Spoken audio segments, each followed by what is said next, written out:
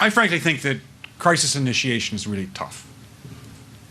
And it's very hard for me to see how the United States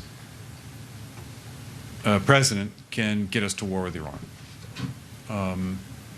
Which leads me to conclude that if, in fact, compromise is not coming, that the traditional way of America gets to war is what would be best for U.S. interests. Some people might think that Mr. Roosevelt wanted to get us into World War II, as David mentioned. You may recall we had to wait for Pearl Harbor. Some people might think Mr. Wilson wanted to get us into World War I. You may recall he had to wait for the Lusitania episode.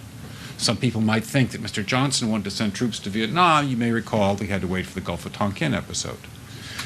We didn't go to war with Spain until the until the Maine exploded.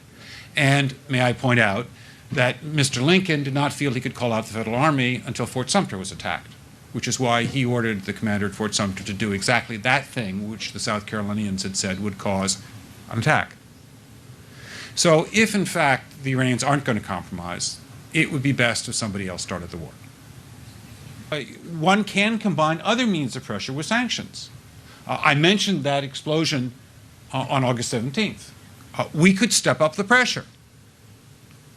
I mean, look, people, Iranian submarines periodically go down. Someday one of them might not come up.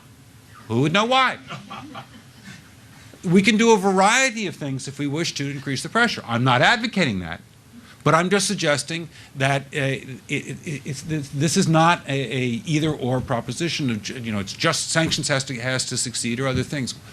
We are in the game of using covert means against the Iranians.